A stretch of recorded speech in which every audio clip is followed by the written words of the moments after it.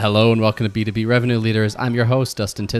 This podcast is brought to you by Testimonial Hero. If you're looking to create customer video content that you can use strategically throughout your entire buyer's journey, head on over to testimonialhero.com. On this episode, I'm joined by Logan Lyles, who is over at teamwork.com, leading evangelism and content marketing. We talk about why it's time for inbound to evolve, what Nearbound actually means, how to work with partners, customers, and influencers to amplify your message, and what not to do when building out a Nearbound strategy. Hey, Logan, welcome to the show. Hey, thanks for having me, Dustin. I really appreciate it, man. Yeah, no, thanks for joining me. So we're going to talk about a bunch of stuff, but I want to kick it off with a question, really. And that's, why do you feel that it's time for inbound to evolve and for us as marketers to maybe move past that? Yeah, absolutely. I am not going to be one that's going to raise a flag and say something is dead, let alone inbound is dead. I'm going to be at a conference by that name in a week and a half. But I think we all feel it, right? For those of us who have been in content marketing for a while, you might remember this. I don't know if it was a blog post from HubSpot or video. It's probably in their academy. But when they were talking about the evolution from outbound to inbound, there was this visualization that I'll never forget. They had outbound, which they categorized as interrupting, and the visual was the megaphone, right? Mm-hmm. We need to go from interrupting to attracting. Put down the megaphone, pick up the magnet, and start attracting. Now, that seems like, hey, this is still the world that we live in. Content is king. I'm a multiple-time podcast host. I'm all over LinkedIn all the time. I'm not going to say that content isn't working, but the thing that isn't working is if you still have your company here, and your prospect or your audience here, and in between them, you've got that magnet. When you zoom out and you look at the entire landscape, they're surrounded by magnets. Other companies, your competition, that Netflix series that they want to watch, a couple hours on TikTok. There are a lot of things that are drawing them in and competing for that attention. And again, it's not just in their business life, it's in their business and personal life. And so that's really the challenge that a lot of folks are facing. Do I build a bigger magnet? Because not only are my target prospects surrounded by other magnets, but sometimes those are bigger and stronger than mine. And I really think the solution is not necessarily building a bigger magnet, trying to just pump out more content, trying to invest in more ads, send more emails, all of those sorts of things. It's actually tapping into some of the force that is already around them, not to go Star Wars analogy or something like that, but the force of the pulling force of those other magnets that are actually around them. And we can talk about, that, but that's kind of the problem that I'm seeing is that visualization is still true, but the context around has kind of changed.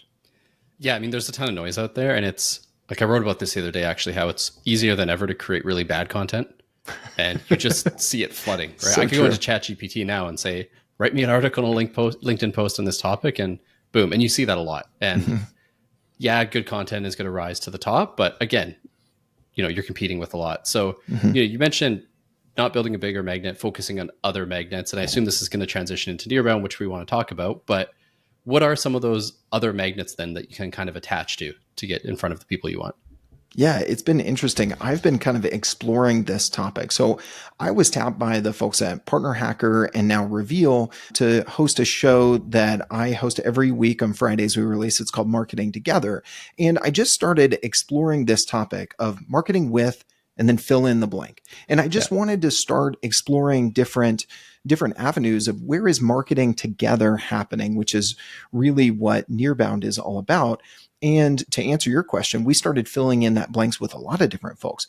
We started with just stepping out from the company brand to the people within your company, your executives and your founder. If anyone has read Founder Brand by Dave Gerhardt, right? That your founder there is someone you could start marketing with. Your employees, if you think about typical employee advocacy, I like to use the term employee evangelism. There are some things that I think both of those terms connotate, but whatever you call it, right? You're talking about marketing with your employees. And then you kind of go in concentric circles out from there. A lot of, it's very popular in SaaS these days to have advisors, whether they actually do anything or that's just a LinkedIn play, or maybe it's both.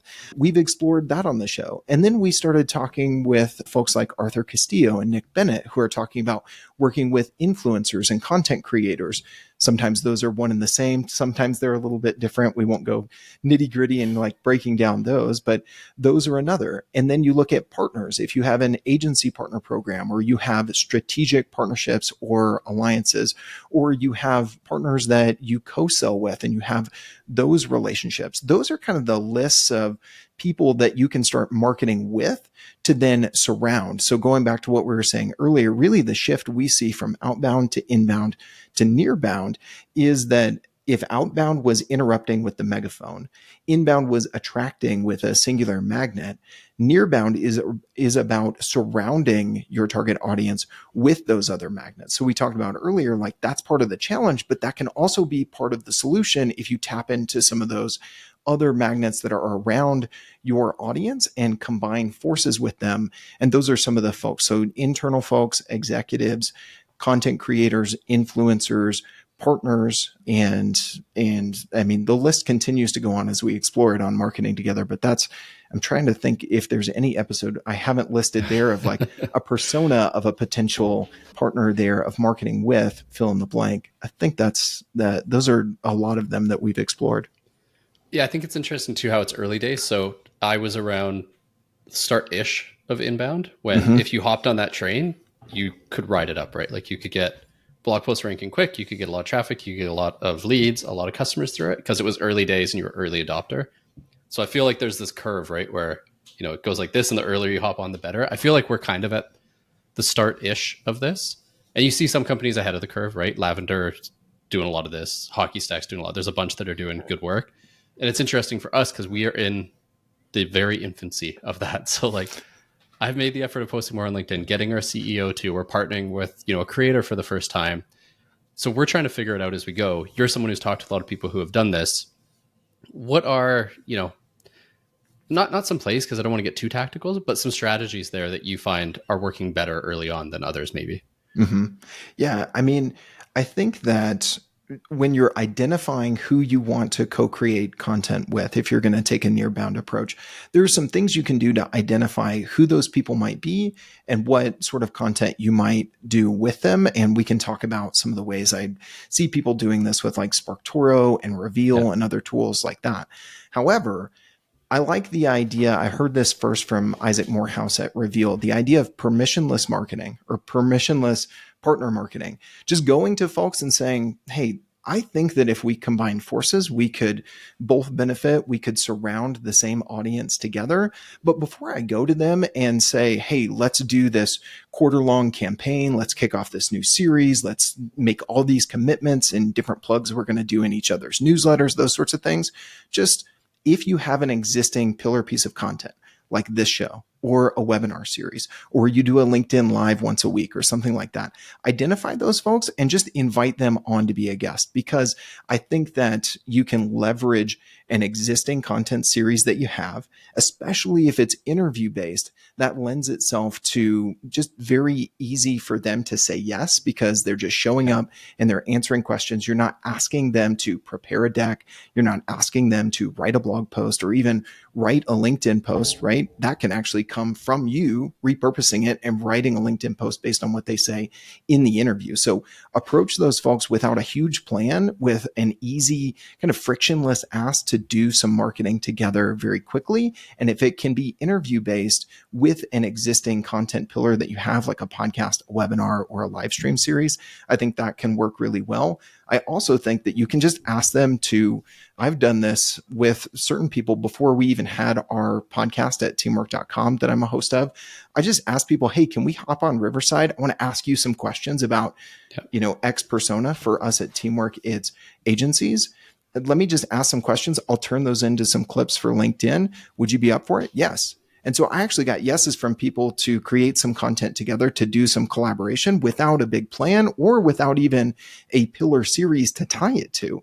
And so if you're hearing this and you're like, well, Dustin, you've got a podcast. Logan, you've got a podcast. Very easy for you to approach people. You could actually take that approach and just say, hey, can I interview you, turn it into some content, and then we both share it out together. You'd be surprised how many people just say yes to that. Yeah, I think that's a really interesting play. We do that internally where I will interview our CEO, he'll interview me. Same thing. We create content out of it. But from an external point of view, I think that's interesting. And The thing I've been surprised about, so before this, I hosted a podcast more in the HR, like leadership space. Okay. So very different world than selling to marketers, but it's pretty shocking. Guests that you think would not reply to you or say yes. If you ask, hey, you want to be on a podcast, you get a yes in like 40 seconds on LinkedIn. And it's almost shocking, right? So I think that's part of it, is just make the ask and get out there and start creating content together, because, you're helping them as well get their name out, and you're sharing audiences essentially. Mm-hmm, absolutely. And I would say more often than not, this might be surprising to folks, and I haven't like totally quantified this, but when I'm reaching out to people, if I'm already connected with them and I can send them a DM on LinkedIn, not in mail, but just a standard organic DM, I'm getting responses more there than I am via email oftentimes, unless it's someone that I already really know and have exchanged emails with. The other piece, and it's not anything different than we advise salespeople on, right? Like, don't send a pitch and a DM to someone you've never engaged with. Like, for folks that maybe already have some audience, right? And when I started at teamwork.com, I looked at, hey, Pete Caputa, CEO of Databox, they are also speaking to and serving a lot of agencies. I want to collaborate with him. Before I said, hey, Pete, come on our Agency Life series, I just started engaging with a lot of his posts. I turned on the bell notification, so I saw every time Pete posts, and I could at least leave a reaction, at best, leave a thoughtful comment, question, tag someone else in. Because then when I sent him a DM and said, hey, will you come on our series in December? He already knew my name. He already knows what I'm about. He sees that I'm adding value in the feed. So if you're approaching someone who has maybe a bigger audience than you do, you can kind of nurture the relationship there before you make that ask, which is only going to increase that reply rate, which is already pretty high in this instance anyway. Yeah, no, I think that's a good, nice, easy one, using the bell. I use that as well, with all podcast guests. So if I start, following you a bit more afterwards, I think that's a great way to keep those connections as well. Because it's one thing to make the initial ask, but you have to keep it up, I think, as well. Whether it's like through repeat guests or just engaging in the feed or different approaches, that's important to really, keep the network going and provide value both ways. Like, yes, it's somewhat selfish because, you want to get your name out there, but at the same time, again, you're helping them, they're helping you. It's working together, right? Yeah, absolutely. And I think that this was something we did an episode on marketing together not that long ago. And the episode title ended up being like going past the first date with your partners or with your content collaborators. And because I started thinking about this, like, hey, am I just making something up? Am I calling inbound, nearbound now? But this is stuff that people are doing. And it's a lot of these small shifts. Like, I see a lot of B2B marketing teams, they have a webinar series, they have a podcast. They're having people on, right? Yep. But they're not nurturing that relationship. They're not turning on the bell notification. They're not asking them to come back and speak again. They're not asking them to come from the webinar and, hey, now let's do something on the podcast, or vice versa. And I think a lot of that is because marketers for the last 10 or more years have just been focused on the one-to-many. It takes some of these sales skills and relationship building skills to really take a nearbound approach to say, hey, if you've been on the podcast and you're a great guest and actually our audiences really align and you've got a show, like, what else could we do together? It's those sorts of things that I think are the evolution from inbound to nearbound. Yeah, and the thing that's kind of striking me here is so before this, admittedly, I Googled nearbound because I wanted to see what everyone else was saying about it and what the various definitions out there were. And I feel like maybe I was misreading what I saw, but to me, it looked like the focus was on the traditional partnership. So partner play, companies to partner with. But I like this definition better when it's more focused on people you can partner with, whether it's, like you said, influencers, internal people. And I got to ask, like, do customers potentially fall somewhere into this play as well if there's an aligned market? And, what are you seeing and doing there? I think they do. And I think some of maybe the disconnect that you're seeing there, Dustin, to kind of speak to that, because I've been close with Jared and Isaac at Partner Hackers. They went through the acquisition with Reveal, and they've really been waving the banner of Nearbound. I think there's applications for Nearbound sales, and there's applications for Nearbound marketing as well. And so I think what you're saying is there's definitely some plays of, hey, you have partner organizations, and there is also one-to-one on the sales side. Like I've been hearing a lot of partner professionals talk about like, hey, our companies are aligned and the partner teams know each other, but the AEs on those teams don't know each other. And so now they're using tools like Reveal to look at their account overlaps, to do intros, to make those one-to-one connections and AEs. I think the same thing is happening on the marketing side. I kind of see some of these things kind of coming under the umbrella of Nearbound Marketing, where you might have your typical like co-marketing with a strategic partner, but you also have influencer marketing, you have customer advocacy, you have employee evangelism programs, you have affiliate marketing if you're approaching it in a different way. I think that the Nearbound Marketing umbrella can cover a lot of those things. I personally have been very passionate about kind of the one-to-one plays within Nearbound Marketing. And I think that that's exciting to me as we see, companies that have approached marketing with their customers and with individuals on their team. Like I was a part of an agency where we really took that approach for the 4 years I was at Sweetfish Media. You see other brands like Gong, Refine Labs, and others where their employees are super active. I think that if you're partnering with your community to activate those individuals or with other partner companies, and you're not so much focused on like teamwork.com and Databox, but people are seeing me and Pete together and we're creating content together. It's the same thing. And oftentimes, it might be more effective and it's still bringing people back to Teamwork and to Databox, even though it's on an individual level oftentimes. Yeah. And I think to me, at least the underlying kind of thread throughout all that is finding ways to build trust throughout the entire journey. And listeners are probably thinking, yeah, shut up. You always talk about trust, because I harp on this a lot because I work at a company that creates customer stories, right? Which is all based on building trust. But I think that applies here as well, where there's certain companies where they put out enough content and enough value where I inherently trust them. I'm not in market, but they've done this route. They've worked with people I follow or interact with, where when I am in market, I'm just going to go to them, and it's because I trust them. So I think that's the common theme here, to me at least, is build trust the whole time, like not just at the end of the whole journey. Yeah. I mean, and you hit on the nail on the head. Jared Fuller at Reveal, I'll have to share it with you. Maybe we can put it in the show notes. Yep. In his manifesto, he talks about when it was declared, I forget who it was that said, data is the new oil. Really, at the beginning of the inbound era, the beginning of the marketing automation era, we can track everything. You and I both know we can't, quote unquote, track everything, at least not accurately. Talk to Chris Walker about that as well, right? But there was that dynamic of, at least to a degree, data was fueling everything. Now everyone has access to data, just how everyone has access to those magnets. What everyone doesn't have is trust.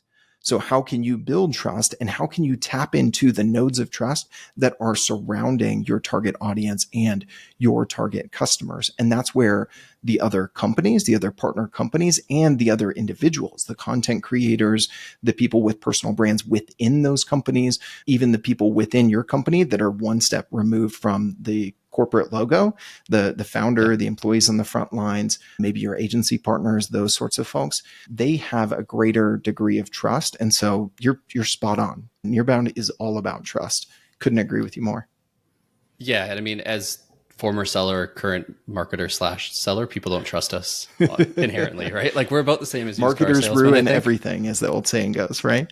Yeah, 100%. I have a talk coming up where I ramble about that for a long time. So we're completely on the same page here. And, we've talked about a lot of the plays you could do, what to do. I want to talk a little bit before we wrap up on what not to do. So, a lot of people are probably going to hop on this. You said marketers ruin everything. How are they going to ruin this? Like, what are some things you could do wrong here when you take this approach?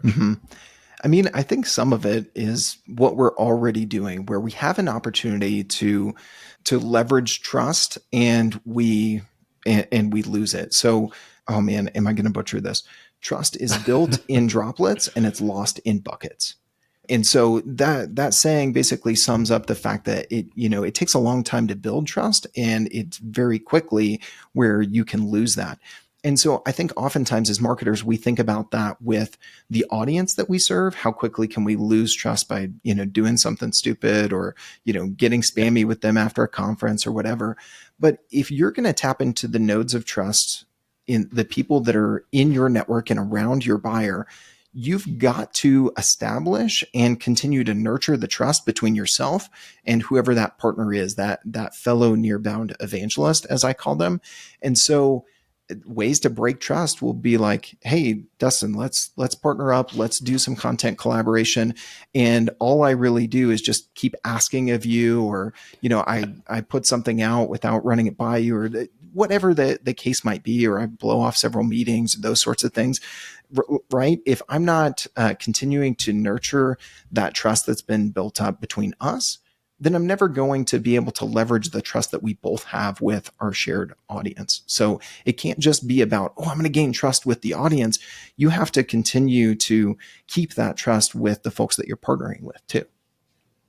Yeah, no, definitely. I think another way people maybe burn trust there is I think you worked at Sweetfish, so this might actually be a term I got from there, like content networking and getting people on who could potentially buy from you. Yep. Content-based networking, James Carberry's book. Yeah. Yeah, exactly. So I find some people take that a little too far and it becomes a content-based pitch as well, which is another way, like, come on the podcast so I can sell you stuff. So I think that's another one that I've been in that situation as well. I mean, if someone does kind of a very soft pitch at the end of, hey, this is what we do. If you're ever interested, let me know. It's fine. But again, I think look at it as be a good human, build an actual connection. They're a person, not, a lever you can pull. Yes. And then you should be okay. Yeah. And the thing I want to, stress with folks is I've almost, caught myself using this language of like marketing through these nearbound evangelists. It's not about the channels anymore, LinkedIn, podcast, whatever. It's about, these individuals. And so we could start quickly looking at them as a lever or as a channel, right? They are not a channel. They're a person. And so it's never marketing through them. It's always marketing with them.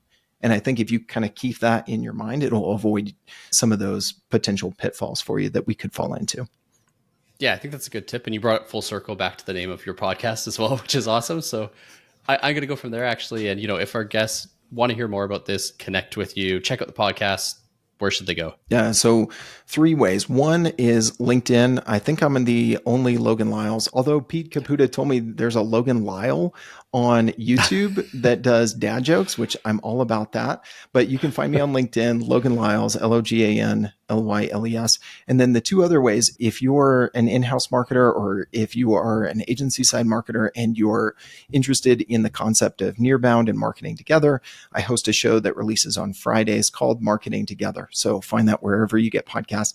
If you're on the agency side and we talk marketing, but also client service work, operations, running an agency, and delivering on clients successfully, on Thursdays, I host a show called Agency Life with teamwork.com. So 3 ways that people can connect with me there.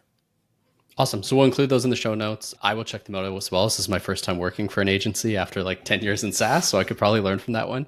But Logan, thanks for joining me. I enjoyed that, learn a lot. And yeah, thank you. Thanks so much for having me, Dustin. I appreciate it.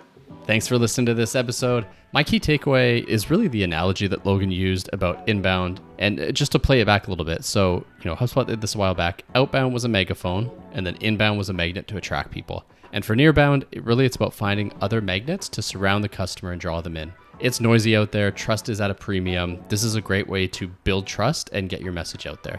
Also, that analogy is just a really simple way to think about it and, keep that top of mind and understand the importance. If you enjoyed this episode, hit subscribe or drop us a review. Always appreciate that. And as always, I'll be back next Tuesday with a new episode.